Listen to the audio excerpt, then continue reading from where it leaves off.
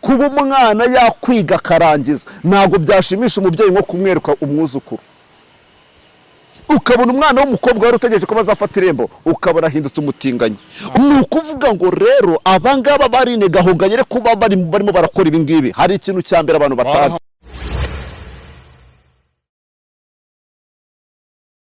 Gusuje kandi nkwaye ikaze mu biganiro bitandukanye bya Wisdom TV. Urakora subscribe niba utarabikora kugira ngo twihute tugere nk'ibihumbi nk'icumi, ariko hari ikintu byari bitwaye abantu bamutureba mudakora subscribe. Ariko mwana ubundi wamuganye urumva mbere ko tunatangira ikiganiro, uzi ko umuntu areba ikiganiro cyawe nakore subscribe se ntaga cyo cyamushimishije ukabona ibihumbi 10 birebye ikiganiro ariko sabo ni igihumbi. Rega buriya ntago warenganya abantu. Hari abantu batazi subscribe. Ahubwo no kubasobanura ngo subscribe ni yihe. Hano batayizi. Umuntu wese uzi gufungura ikiganiro ntazi subscribe. Bana nk'umuntu uguze smartphone vuba. Ari ubwa mbere ayitunze. Kujya kuri subscribe bishobora kumugora. Ashobora kuba ataranize. Ahubwo tujye turebera ikiganiro gusa. Tubabwira ngo ugifungura ikiganiro hari amagambo y'umutuku yanditseho subscribe. Ukandeho. Haza akazogera ugakande. Ukande kuri ka link. Ntumara gukora kuri link uhita ukora share. Icyo kiganiro gisangiza abantu. Ubundi uwo niwe mutera nkunga dukeneye. Uwo niwe muntu uvuga ngo ngira uruhare rukomeye cyane mu biganiro by'iki kinyamakuru. Cyane. Ariko mu gihe ubona ureba ikiganiro ukigendera. Ntacyo ukoze. Nubwo wenda ukozemo gake ariko ubundi ntacyo ukoze. Oya nta sabu wakoze. Kora sabu. No ukirebye nawe tumushime. Iyi nyine kuba yafashe nibura ngo ukozemo amarirayo. Kuba yafashe uwo mwanya turamushimira. Ariko nanone ubundi hari ibintu bibiri. Hari ukuba inshuti y'abantu, hari no kuba inkoramutima y'abantu. Cyane. Noneho kuba inkoramutima rero ni uko ukora subscribe ukatuba umunyamuryango. Icyo gihe uburu wacu. Ntago waba ukunda Jado utakaze subscribe ko yakoreye. Nta gaciro waba ubahaye. Ahubwo wowe niba urebye ikiganiro cya Jado. Sibyo? Nari bine kuri Wisdom nari. Ni kuri Wisdom. Shabo katinze bro. Bose mashado ndakaswiki. Ona kana kabuze nureba ikiganiro cya Jado uzagakuremo. Urutwagiye. Nureba ikiganiro cya Viateur. Nuko kazavamo. Niba urebye ikiganiro cyanjye nge Viateur. Wakunza kiva muri gereza. Yego. Ukaba ukurikira ibiganiro byanjye byose umunsi ku munsi. Niba warebye ikiganiro fata agatoki ukore kuri subscribe twikomereza ukande uhita ukora kuri ka link. Niba ufite n'umwanya usharinga ni washaringira abantu 10 ukaba iyo link wabwiye ati namwe ni munezerwe muryohe burimo mwumvize impanuro mwumva impanuro zirimo. Ariko ntago uzareba ikiganiro utakoze sabu nta uguri inshuti ariko ntago uri inkoramutima kabisa. First sana bitwa Viateur rero turi kumwe kuri Wisdom TV. Nitwa Patrick ninge tubana kuri Wisdom TV. Umeze fresh na mahoro mwaka mushya twese hamwe. Amahoro mwaka utangiye fresh. Ndashimira Imana kabisa mu mutima wanjye harimo izuba gusa umva namwijima umucyo n'urumuri gusa. N'urumuri gusa. Ubu rero ndakeye. Ubu mfite amahoro ya Kristo. Okay, ni fresh sana. Uyu munsi ndashaka ko twinganirira gake cyane ntago turi buze gutinda. Dufite iminota 15 cyangwa 20 tukikomereza. Naje gusanga burya kubwiriza ugatinda sibyo bituma abantu bumva. Ahubwo ikingenzi nuko ibyo ngibyo ubahaye bibahaye neza mu minota mike ishoboka. Siko bimeze? Yego. Umeze neza rero. Nukuri ndashimira Imana kabisa. Ubu ngubu hari ijambo rimwe riramfasha. Riri muri Bibiliya nasomye ubu niryo ririmo rirankomeza. Zaburi ibice 30 umurongo wa 6. Ijambo Dawidi yabwiye abantu bafite ubwihebe mu mutima wabo. Abantu barembejwe n'uburwayi, abantu barembejwe n'inzara, abantu barembejwe no kubura urushako no kubura urubyaro, abantu bafite ibibazo bijye bitandukanye. Arababwira ati ndabizi ko mwarize tu.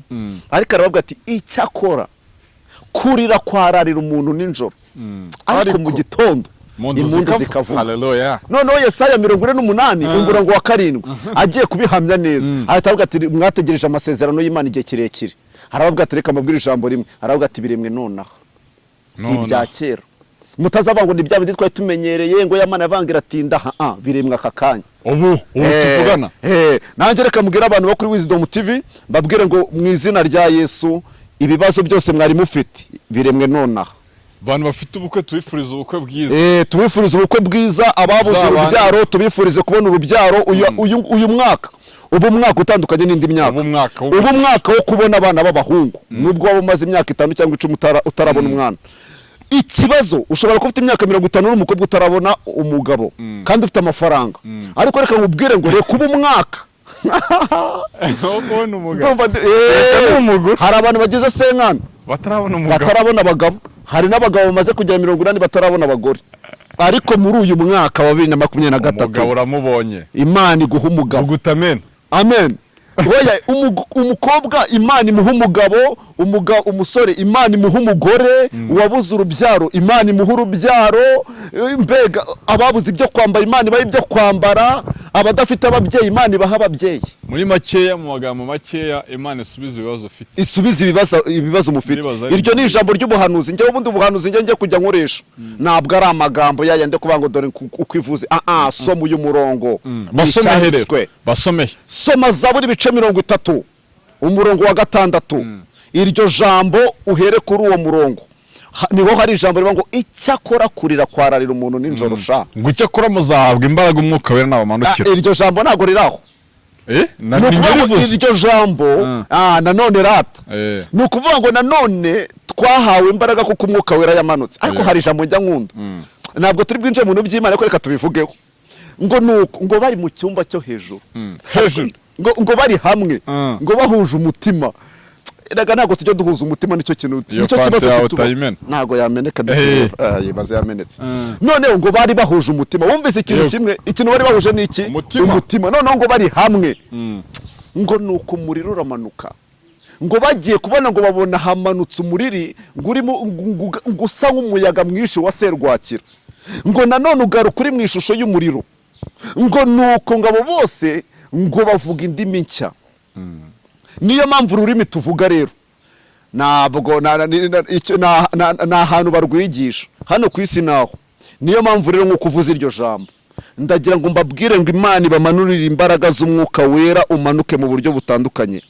Ushobora kumanuka mu buryo bw'amazi, wamanuka mu buryo bw'umuriro, wamanuka mu buryo bw'umuyaga wa serwakira. Mwese rero uyu mwaka wa 2023 mwakira amashimwe mu mitima yanyu.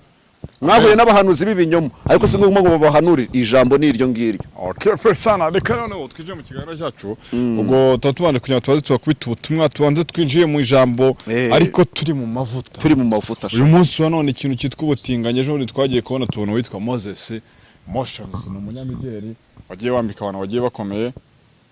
Tubona hasohotse video ye harimo rwose n'undi mugabo bakora amabara. Ni icyo bivugaho? Ande mu mavuta none ndumva agiye we. Gusa niyagenda Imana imbaraga. Ibyo bintu bintera gahinda. Iyo video nakomeje kuzitegereza, nzitegereza n'iminsi. Ndibaza nese ikintu cyambe natekereje. Naravuze ni nk'umubyeyi utwita umwana akamutwita amezi 9. Azi kazava mu mwana muzima, azi kazava mu mwana w'umumaro. Bikarangira umwana amupfanye, apfuye rubi kuriya. Bivuze iki? Icyambere nkoresheje analyse nsanga ni igihombo mu buryo bugiye butandukanye. Ni igihombo ku babyeyi, ni igihombo ku nshuti, ni igihombo ku gihugu cyane. Birababaje kubona umusore w'umunyarwanda ahinduka umutinganyi, agashimishwa no ko abantu bamenya ko ari umutinganyi. Video zikajya hanze akumva arabishishikariye. Gusa amahirwe yagize nuko yasohoye ziriya video ari hanze y'igihugu. Iyo aba ari iwacu hano iwacu twari kumuhana nk'ababyeyi. Twari kumuhana, twari kumukubita akanyafu. Jeskizo mpango ni uvango gukebura, guhwitura. No guhwitura ubundi. Uramukubita ukamujyana ukamushyize hari akahamara iminsi, ukabanza ukamushyira ku murongo, wamara kumushyira ku murongo ukamugatiraho n'uzongere. None ubugoryi cyangwa ubucucu akora akabikorera ku ruhande. Ariko ibaze kubona abantu bose bakurikira ama social media platform ze bakabona ngo umuhungu ngo w'umunyarwanda utewe ishema ngo no kuba ari umutinganyi. Ibi bintu biba ari ibiki? Kaba ari agahinda. Nicyo bita gupfusha. Niba kubwira urupfu, buriya umuntu wamaze gushira mu mwuka, uriya ntabwo abapfuye. Uzi impamvu badapfuye? Uriya ntabwo azongera kurushya iminsi, nazongera no kurushya abantu. Kubera iki? Uyu nguyu umwuka usubiye aho waturutse, umubiri usubiye aho wavuye. Gupfa urupfu rubi ni ugupfira mu bantu, abantu bakakurambirwa, abantu bakakwanga, abantu bakareba ubucucu ukora. Gupfa uhagaze. Nibyiriya ndirimbo Vestine na Dorcas bavuze ngo arazura akazura n'abapfuye bahagaze. Bariho, ubwo bivuze ko bariho. Ni nayo mpamvu buriya impfu ziratandukanye Patrick. Buriya wapfuye ukava mu bantu pe bikarangira, tukagushyingura bikarangira, turarira bigashira, turarira bikarangira. Ariko guhora turira tubona umuntu adupfana buri munsi, nguru umutinganyi, nguru umulesbienne, ibaza amagambo ngayo ngayo. Ariko ubundi reka tujye tubisobanura neza. Hari igihe tuvuga abatinganyi, hakaba hari umuntu utumva urwo rurimi, ariko ubundi urwo rurimi njya mbyibaza, ni Ikinyarwanda, ni Icyongereza, ni Ikilatini, ni ubutinganyi. Birumvikana ni abantu babiri bahuje ibitsina bahuje batingana. Ariko se ubundi ubutinganyi ni ikihe kirimi? Ni ururimi rudafite uburyo twaruvugamo. Muri comment bazabyandika bazadusobanurira. Ariko twebwe turabizi ko ubutinganyi ni umugabo ku mugabo baryamanye, ni umugore ku mugore baryamanye. Ibaze noneho kumva ngo wabyaye umwana w'umukobwa ngo bazakuzanira inka bakwe, ukabona abaye umulesbienne sha. Wari utegereje inkwano, wamurihiye Minerivare, uramugaburira, ukora iki buri kimwe kugira ngo azige amare kwiga kubera umuntu umumaro. Ndakubwiza ukuri, kuba umwana yakwiga akarangiza ntabwo byashimisha umubyeyi nko kumwereka umwuzukuru. Ukabona umwana w'umukobwa wari utegereje ko bazafata irembo, ukabona ahindutse umutinganyi. Ukabona umuhungu wari uzi ko azaguhesha ishema mu bandi basore, akakwambika akakubwira ngo mama warakoze kumbyara, watumye mba umugabo, reka ngushimire ku bw'uyu munsi. Ugazamubwira ko yakoze gutuma biki? Azamubwira noneho ngo warakoze gutuma mbiki? Azamubwira ngo warakoze ngo ko watumye mba umutinganyi, warakoze gutuma mbimbwa. Burenze n'ububwa. Buri imbwa ziratandukanye, hari imisega, hari n'imbwa zitari imisega, hari iziryana hari n'izitaryana. Ubwo urimo urumva rero, shareka nkubwire, nta kintu kibabaje nko kubana n'imbwa. Birababaza. Byibuze nta kintu cya mbere nko kubona yari imbwa ihinduka intare, uwari imbwa ahinduka umugabo. Ariko uwari imbwa ahindutse imbwebwe. Ibaze noneho uwari intare ahindutse imbwa. Tuvugisha uko ibaze. Reka bundira n'amaraso bagira koko birancanga, n'ibintu bikora n'uburyo babigendesha nge biranyobera. Ukabona umuntu w'umugabo ahindutse umutinganyi. Izina ry'Imana, icyo nshimira Imana n'abatinganyi hano turabafite bari mu gihugu, nuko bifite ibyabo babikorera ku ruhande tubimenye inyuma y'amarido, inyuma y'amarido. Ariko ibona no byagiye kuri kamera ni wowe yabihuye. Yes, azaze tumuhane, yemere guhanwa, kuko tuzamukebura pe, tuzamukebura, kuko nago yadusebya nk'igihugu. Dukora uko dushoboye kose. Impamvu perezida wacu akora buri kimwe akazamuka kugira ngo igihugu kizamuke buri munsi, impamvu abikora agira ngo n'abanyarwanda n'ubonye umunyarwanda ajya avuga turiya muntu n'umuntu w'umugabo kuko ari umunyarwanda. Ubwo rero ibaze kubona ngo yewe ngo dore umunyarwanda w'umutinganyi mu mahanga ahuri, bigatuma isi yose ibona ko nubwo hari ibihugu bitarimo. None wifate tuvuga uri muri bino bihugu by'abasilamu, uvuga ngo uri umutinganyi, haramu bahita bagutwika. None bimaze kugira ngo ibihugu bitemera abatinganyi bihita bivuga ngo yo ngo ziko ngo no mu Rwanda abatinganyi bahageze. Mana y'Isiraheli, nyumvira icyo kintu, nyumvira icyo kintu nawe. Yo uziko no mu Rwanda abazirezibene bahageze. Umva icyo kintu.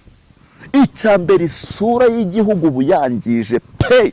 Icyo dukora ni iki? Twebwe tuvuga ko wagiye uri umwana, imico ufite ubwo tutayizi.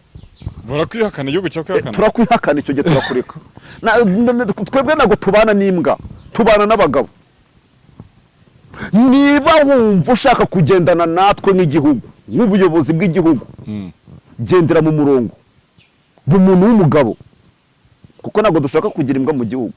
turashaka ko abantu baba abagabo bakagura ibitekerezo nuko ubonye hanze abone ko umuntu w'umugabo ariko biriya bintu biba biteye agahinda biba binababaje ariko niyo minsi tugezemo ni iminsi ya nyuma byarahanuwe bigomba kubaho bari kubuhanuzi busohore ntabwo bishobora gucika cyangwa se ngo birangire iyatanze iyo mesaje itarayirangiza nuko mesaje igomba kuba. Sodoma na Gomora naho harimburwa byarukomeza. Sodoma na Gomora buriya Sodoma na Gomora ubwizo kuri ibyaha byaberaga Sodoma na Gomora ugafata n'iyi si ya none buriya Sodoma na Gomora ntabwo bigeze bakora ibyaha nk'ibyo dukora ubu ngubu. Niwumva ngo icyaha cy'ubutinganyi nukurikira amateka ya Sodoma na Gomora, Imana yaharimbuye kiriya gihe, yaharimbuye kubera ko nta mbabazi za Kristo zari zihari. Urimo urumva? Ni nayo mpamvu na n'uyu munsi wa none n'Imana yiturebye ikavuga ati uyu muntu ubundi Imana umushinyigira twaba twarashize, ariko ijya kutwica Yesu akatavuga ati ariko se uyu nguyu ugiye kurimbura ejo azahinduka. Yes, n'ibyo Aburahamu yavuze ati se kushaka kubarimbura bano bantu bose 50 ni havamo abakiranutsi, ati banyereke. Imana rero umushinyigira iyo yahitaga ibarimbura ko kanya ifata ubutaka ikati bwasamura ikati bubamira mukata mupfa ko kanya, ntago we yakompetinga bagiye gukirana nawe. Sodoma na Gomora nabyaha, dore Sodo iri ngiri niryo biti soko ry'imbura mu maro umukristo yagezemo. Imana yamuga ati genda irukanka ntuhatinde cika genda. Icyo biti soko ry'imbura mu maro ni ukuvuga ngo isoko ry'imbura mu maro ni ahantu rihuriye na Sodoma na Gomora. Sodoma na Gomora ibyaha banakoze kuri uyu munsi wa none, iyo haza kuza kuba hari imbabazi za Kristo, na Sodoma na Gomora nta muntu wari kuzarimbuka kuko bari bafite amatwi yo kumva. Ubu warenze ibibeho ubu ngo birenze bya Sodoma na Gomora. Kuba Sodoma na Gomora yikuba incuro 100 zuzuye. Iyi ni Sodoma ni Gomora ni soko ry'imbura mu maro, ni umwijima na mucyo. Urimo urumva? Uyu munsi wa none Sodoma na Gomora yirekeyo pe rwose mwaranagerageje. Uzi Yesu abamarayika bararebye baravuga ati se abangaba bo none uko Satani amanutse bazarokoka, hari uzajya mu ijuru? Bati barabo bazarangira. Ibaze naho abamarayika ngo Imana ijya kubumbura ibitabo, abamarayika bose bararebaga bakavuga ati sha hari ahantu ntago twajyayo, bari abantu ni babi, banafata amababa cyangwa bagafata imyenda, bakavuga ati reka bari abantu ni babi twamanuka, kugeza aho Kristo avuga ati nge nzamanuka, kandi nawe ibyo bamukoreye urabizi akimara kuhagera. Urumva?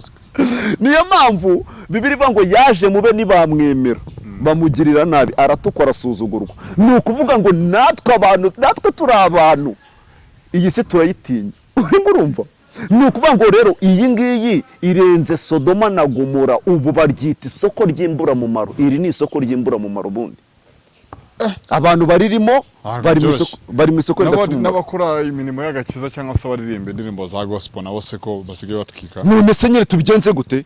None se dutanga iki gihindura abantu? Dutanga iki gikura abantu muri bira byahase? Kandi abakagombye gutanga ubwo butumwa abahawe inshingano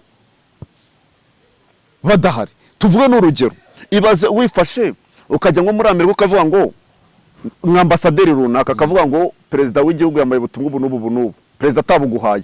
Uzi ikintu gikorwa? Urahanwa by'intangarugero. Watanze ubutumwa utahawe. Uyu munsi ab'Imana Aline Gahongayire ashize hanze ifoto watwite ahita asora n'indirimbo. Ariko nge nigeze no kubisobanura. Sobanura ibintu bibiri abantu badasobanukiwe. Naravuze ngo hari ijambo ryitwa guhamagarwa, hari no gutoranwa. Iyo hamagaye imbeba ziraza, imbwa zikaza, ipusi zikaza, inzoka zikaza, inkwavu zikaza, inuma zikaza. Icyo gihe habamo ikintu cyitwa gutorana. Utora yanuza yanuma kuko itatera ikibazo, sibyo? Ni ukuvuga ngo Imana yarahamagaye, imaze guhamagara abasambanyi barinjira, abesikoro barinjira, abajura barinjira, abagambanyi barinjira. Yimaze gukora ibyo ngibyo iratoranya. Ni nayo mpamvu birivuga ngo haracyari 7,000 bitarapfukamira Bayali. none birongereye avuga ngo nimureke urunuza urucaca urukungu rukorane n'amasaka. aha yes ndicaranga kunebe mu rusengero umusambanyi yicaraho umurozi yicaye iruhande rwanjye urumva ni ukuvuga ngo rero abangaba barine gahonganye kuba barimo barakora ibi ngibi hari ikintu cya mbere abantu batazi barahamagawe ni batonze yes ni ukuvuga ngo ushobora kuba ufite impano yo kuririmba urimo urabyumva ariko iyo mpano ufite n'ahantu ihuriye n'umwuka w'Imana reka mbigusobanurire ni ukuvuga ngo niba afite impano yo kuririmba iyo namaze kuba umusambanyi ryajwe riririmba naho rijya ndakomeza nkaririmba ariko Imana igatwara umwuka wayo urumva wenda impamvu turi kuvuga ku bintu by'Imana cyane no kugira ngo tubihuze noneho icyo gihe niyo mpamvu Bibiliya ivuga ngo Bibiliya iravuga ngo hari abo mbona nkababona nk'ibyapa urimo urumva ukaba umuririmbyi Imana yakoreka kubona nk'icyapa uzi icyo cyapa winjira muri kantine kiri ku muryango cyangwa kuvuga ngo harimo amata harimo ji harimo ukagenda ukanywa amata ukongera ugasohoka ukagenda ukagisigaho icyo cyapa gihagarara ku ruhimbi kikaririmba muze mujye mu ijuru ariko ntago ni muze mujye mu ijuru niyo mpamvu ngiye ngo Imana ubundi ikoresha abantu batandukanye bahamagare bazusigare muze mujye mu ijuru ndanyuzwe mu mutima wanjye tukanyurwa tukata tunyurwa n'ibibazo dufite tukikomereza tukagumaho wewe abandi baranyurwa we n'unyurwa ari watanze indirimbo ibihumbi izo ndirimbo irakomeza iziguhereza uziha abantu ugumaho ngaho tugusome tugumeze tugusome mu bwo butumwa ugumaho ngaho kubita utababarira izazi gukubite twebwe twigendere ubwo uri kumva rero nago navuga gutwika niyo mpamvu nsobanura ibyo bintu byose abantu batwika bakora ibyo byose ni babandi bahamagawe batatoranijwe ariko abatoranijwe barahari ariko nubwo batoranijwe ubutumwa bazatanga ntabwo buzumvikana na nibwo abantu bazabwemera kubera iki kubera yuko abatwitsi bya byapa byamaze gusenya abantu mu mitima mu buryo bwose bushoboka gusa Gahongayire sinkwisi icyapa ahubwo n'urugero natangaga ubusa reka twisoreze man Wisdom TV tuzongera dusubira wakoze cyane kutuganiriza ya namwe mwakoze cyane dusoza wabwira abantu tugasoza ya ikintu nabwira abantu uyu munsi nibanze ku bintu cyane cyane ku bintu by'Imana ubu ngubu birimo biramfasha cyane nababwira ngo urufatiro rw'Imana na n'uyu munsi wa none ruracyahagaze kandi rwanditseho ijambo rivuga ngo Uwiteka azabe jya kuri YouTube uze ukore subscribe ibiganiro birebe wowe ni wite ngo umuntu arimo aratwika mu buri byinshi yavuze ukuremo iby'umumaro ibindi bishyire ku ruhande ntacyo bitwaye wakoze cyane umusa yego namwe mwakoze cyane cyane Wisdom TV mukomeze kunogerwa n'ibiganiro bagezaho umunsi ku munsi reka dusubira butaha